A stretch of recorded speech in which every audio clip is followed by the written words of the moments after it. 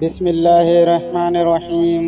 نبی کریم صلی اللہ علیہ وآلہ وسلم نے فرمایا، عمل نیت ہی سے صحیح ہوتے ہیں یا نیت ہی کے مطابق ان کا بدلہ ملتا ہے، اور ہر آدمی کو وہی ملے گا جو نیت کرے گا۔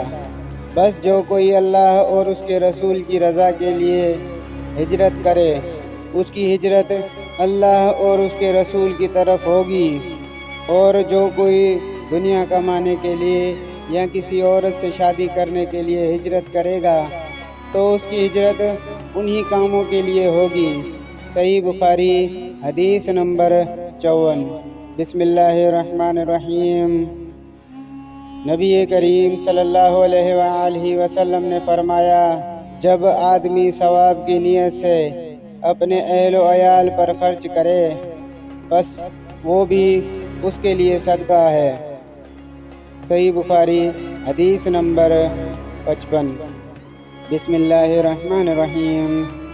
نبی کریم صلی اللہ علیہ وآلہ وسلم نے فرمایا، بے شک تو جو کچھ خرچ کرے اور اسے تیری نیت اللہ کی رضا حاصل کرنی ہو تو تجھ کو اس کا ثواب ضرور ملے گا، یہاں تک کہ اس پر بھی جو تو نے اپنی بیوی کو کھلایا۔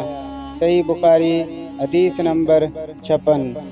بسم اللہ الرحمن الرحیم۔